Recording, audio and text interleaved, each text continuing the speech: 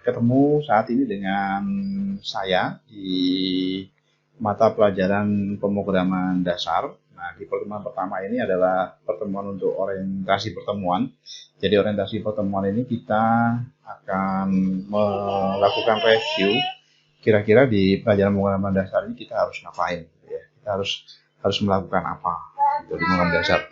Jadi apa aja yang akan kita pelajari di pemrograman dasar ini kita akan bahas di pertemuan 1 di orientasi pertemuan ini. Yang pertama adalah penjelasan tentang mata pelajaran itu sendiri, bahwa nama mata pelajarannya adalah pemrograman dasar, ya.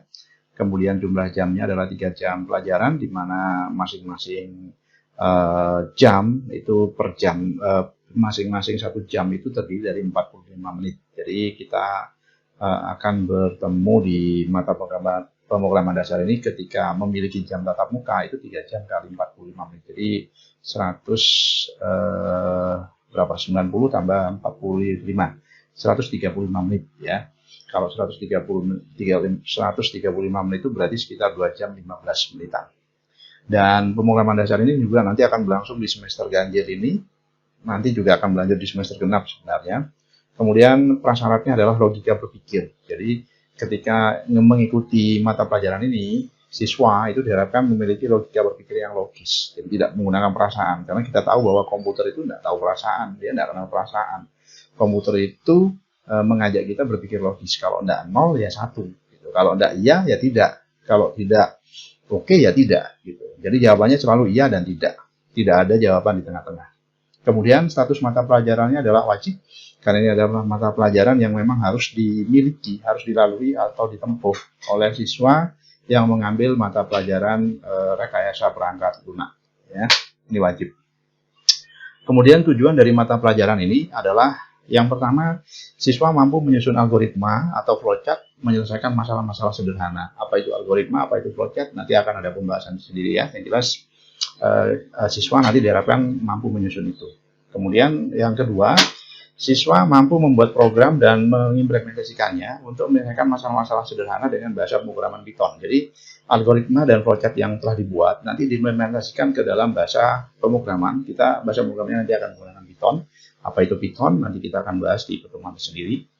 Kemudian selanjutnya adalah memahami konsep dasar pemrograman terstruktur. Jadi bagaimana nanti pemrograman terstruktur disusun untuk menyelesaikan masalah-masalah sederhana.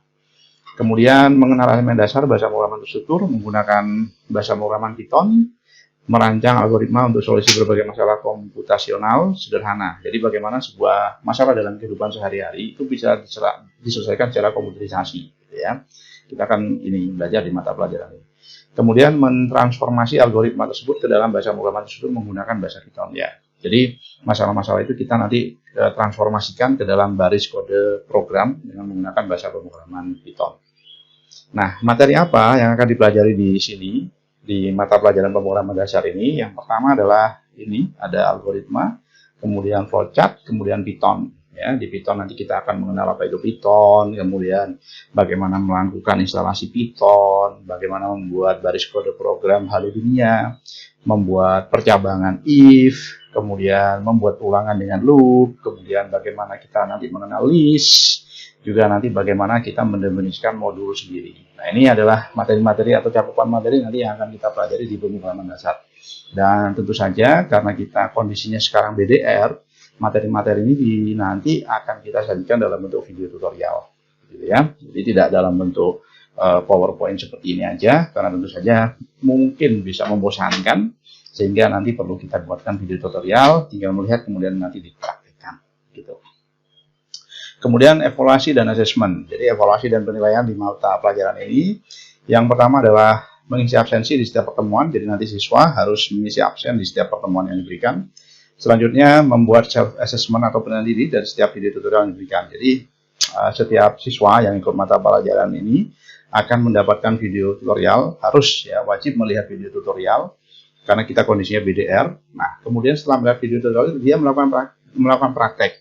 Nah, kalau dia mampu melakukan praktek sesuai dengan videonya, dengan video yang diberikan, maka dia bisa memberikan nilai pada dirinya sendiri 50. Jadi nilai ini bukan saya memberikan, tapi siswa yang sudah melihat video itu dan kemudian mampu melakukan. Jadi mengukur diri sendiri gitu ya. Jadi kalau mampu melakukan sesuai dengan video dapat 50. Kemudian mengisi form penilaian self assessment itu nilainya 10. Kemudian ketepatan waktu mengumpulkan itu 15, mengerjakan tugas yang diberikan itu 15, kemudian mengembangkan hasil pembelajaran atau praktek itu nilainya 10. Nah, nilai-nilai ini adalah nilai-nilai yang diberikan oleh diri sendiri. Nah, bagaimana dilakukan? Nanti modelnya seperti ini. Jadi di Google Class nanti akan diberikan seperti ini penugasan di setiap pertemuan ya. Di setiap pertemuan itu ada penugasan seperti ini. Dah. Biasanya nanti di setiap pertemuan itu akan ada video tutorialnya. Dan di setiap video tutorial yang diberikan itu pasti nanti akan ada self assessment atau penilaian diri. Nah, bentuk penilaian dirinya seperti yang saya sampaikan tadi, ini tinggal dibuka, kemudian akan muncul layar dokumen untuk melakukan proses penilaian diri. Isikan aja di sini, double klik ya. Nah, disikan misalkan nomor absen 2, kemudian disikan di sini misalkan Andi Hartanto. Nah, misalkan seperti itu namanya. Nah, kemudian di sini hasil belajar saya dari pertemuan. Jadi maksudnya dari video yang dilihat ya, dari video tutorial. Nah, itu apa yang didapatkan. Jadi contoh video tutorialnya adalah download dan install aplikasi yang dibutuhkan. Mula-mula nilainya 0. Nah, setelah saya melihat video, saya sudah melakukan dan saya sudah bisa dan mengerti apa di sini. Misalkan saya sudah berhasil mendownload aplikasi sesuai dengan instruksi dari video. Nah, kemudian saya berhasil melakukan instalasi sesuai dengan video. Saya berhasil melakukan konfigurasi aplikasi sesuai dengan video. Nah, seperti ini. Nah, ini 3 langkah ini kita mampu melakukan sesuai dengan video, maka kita bisa memberi nilai di sini 50. Nah, kemudian deadline tugas ini misalkan tanggal 15, kemudian mampu dikumpulkan tanggal 14, itu kan masih masuk ring deadline, maka ditambah. Jadi di sini kan mengumpulkan, nah ini mengumpulkan waktu pengumpulkan 15. Jadi ditambah lagi 15, ini berarti 65. Nah, kemudian mengisi form self assessment itu nilainya tambah 10, berarti 75. Nah, kemudian di poin selanjutnya adalah mengembangkan hasil pembelajaran praktek. Jadi mampu berhasil mengembangkan misalkan. Nah, karena mampu berhasil mengembangkan, misalkan dikembangkannya saya berhasil menginstal plugin untuk merapikan baris kode, namanya adalah apa. Nah, ini kan dikembangkan, bisa dikembangkan tuh di video tutorial tidak diberikan, tapi berhasil ditambahkan sendiri gitu. Nah, itu berarti berhasil mengembangkan, nilainya ditambah. Kemudian juga selanjutnya adalah nilai berikutnya adalah mengerjakan tugas yang diberikan. Misalkan tugasnya yaitu tadi mendownload dan menginstal aplikasi. Ya. Berarti semua sudah dilakukan, berarti bisa memberikan nilai pada diri sendiri itu 100. Seperti itu. Nah, kalau nanti mengalami kendala di sini, saya belum bisa melakukan. Nah, tulis apa? Saya berhasil download, tapi tidak berhasil melakukan instalasi karena file korup misalkan. Nah, berarti nilainya silahkan dikurangi. Nah, berarti ini kan belum mampu secara maksimal melakukan instalasi atau melakukan praktek sesuai dengan video yang diberikan. Jadi misalkan dikurangi menjadi 70 nilainya. Nah, seperti itu ya. Jadi proses self assessment itu seperti itu. Kemudian untuk absensi, nah absensi setiap pertemuan itu harus mengisi absensi. Caranya bagaimana? Tinggal klik aja di bagian absensi. Nah, kemudian di sini cari namanya. Misalkan namanya ini nomor absen 37. Oke, submit. Sudah selesai. Begitu aja untuk absen ya. Nah, itu di sini ya, di proses evaluasi dan assessment. Jadi penilaian berdasarkan apresiasi, kemudian di kegiatan self assessment atau penilaian diri. Ingat-ingat poinnya seperti ini. Nah, selanjutnya adalah aturan di kelas, maksudnya di Google Class ya. Aturannya adalah harus selalu hadir di setiap pertemuan. Jadi kehadiran minimal itu 90%. Jadi kalau ada 10 pertemuan, minimal harus hadir 9. Kalau ada 15 kali pertemuan, berarti harus hadir 14. Kalau ada 18 kali pertemuan, biasanya dalam satu semester itu harus hadir 17 kali. Kurang dari itu, tidak ada kewajiban bagi guru untuk memberikan nilai maksimal. Ya, bisa jadi nilainya juga kita kurangi dari kehadiran. Kemudian selanjutnya adalah jujur dan bersungguh-sungguh dalam mengerjakan setiap tugas. Harus jujur, bersungguh-sungguh. Jadi namanya belajar itu harus punya kesungguhan. Ya, harus punya kejujuran dalam mengerjakan kuis dan ujian yang diberikan. Kemudian menghindari plagiasi. Plagiasi itu adalah mengcopy atau meniru pekerjaan orang lain atau menduplikasi pekerjaan orang lain dalam setiap tugas. Jika ketahuan, nanti pekerjaannya tidak akan diakui dan akan kita beri nilai 0. Ya, itu aturan di kelas. Kemudian sumber belajarnya itu nanti dari video tutorial dari guru. Nanti akan kita buatkan tutorial dan tutorial itu kita letakkan di YouTube. Nah, tinggal diakses saja. Kemudian selanjutnya adalah buku di perpustakaan sekolah, itu bisa dipinjam ya, tentang pemrograman dasar dan algoritma dan pemrograman. Kemudian ada internet juga sebagai sumber belajar. Selanjutnya adalah sarana pendukung. Sarana pendukung untuk bisa sukses di mata pelajaran pemrograman dasar ini adalah setiap siswa harus memiliki PC atau laptop. Ini wajib bagi siswa RPL. Siswa RPL tidak punya PC, tidak punya laptop, tentu saja akan kesulitan melakukan praktek ya. Jadi kalau masih belum punya saat ini, coba sampaikan ke orang tuanya untuk bisa bagaimana caranya bisa memiliki PC atau laptop. Karena seorang programmer atau orang yang suka coding atau anak yang masuk RPL itu nanti akan banyak berinteraksi dengan komputer atau laptop. Dan selama BDR nanti, ini wajib memiliki akses internet ya, karena semua materi videonya akan kita letakkan di YouTube, kemudian materi-materi juga akan kita letakkan di Google Classroom. Kemudian tentu saja bergabung di Google Classroom ya, karena materi itu tadi. Seperti itu. Nah, sekarang pemrograman. Apa sih pemrograman itu? Jadi pemrograman itu adalah aktivitas atau proses menulis kode program komputer. Ya, jadi proses bagaimana kita menuliskan kode-kode program supaya komputer itu mau melakukan apa yang kita harapkan. Misalkan kita ingin komputer itu melakukan perhitungan, maka kita menuliskan kode perhitungan. Kita ingin mematikan komputer. Nah, bagaimana membuat kode untuk bisa mematikan komputer? Kemudian selanjutnya misalkan kita ingin menghidupkan komputer. Nah, bagaimana kita menuliskan baris kode untuk bisa menghidupkan komputer? Nah, itu namanya pemrograman. Orang yang melakukan menulis kode-kode program itu disebut dengan programmer, seperti itu ya.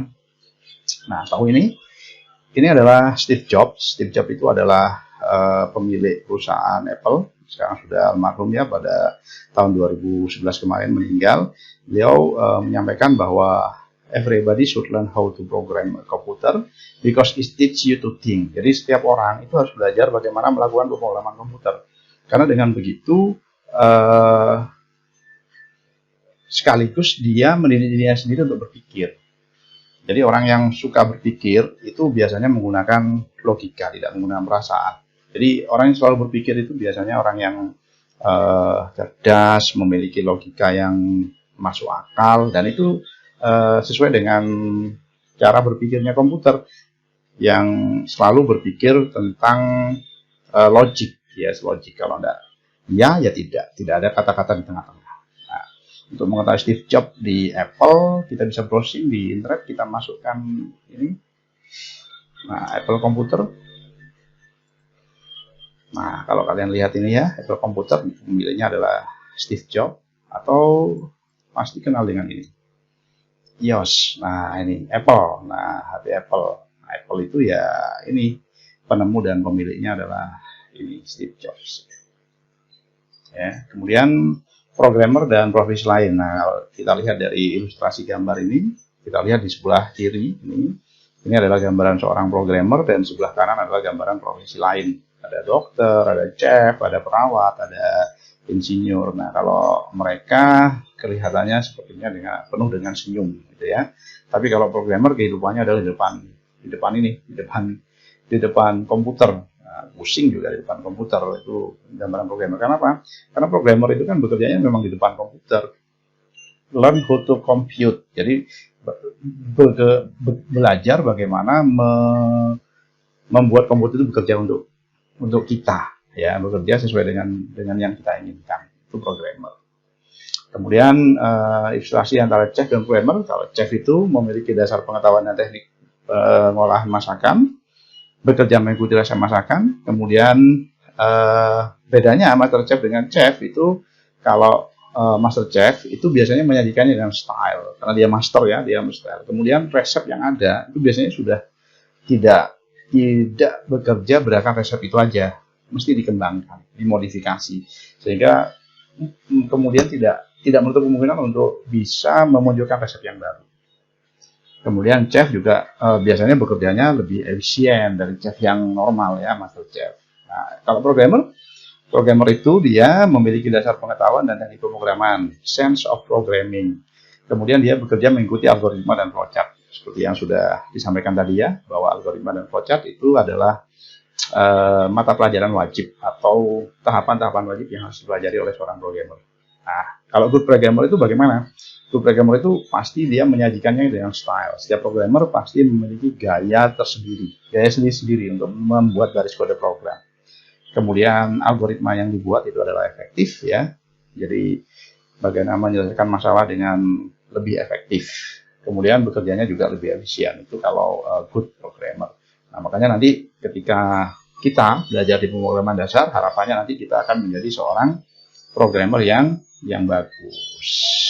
Itu yang kita harapkan, ya. Jadi itu di pemrograman dasar yang akan kita pelajari selama kurang lebih 18 kali pertemuan nanti di semester ganjil ini.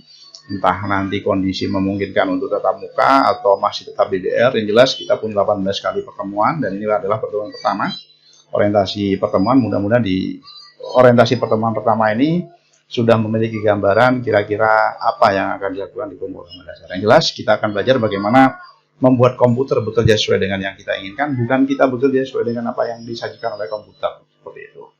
Ya, mudah-mudahan sudah punya gambaran, mudah-mudahan bermanfaat. Sukses semua.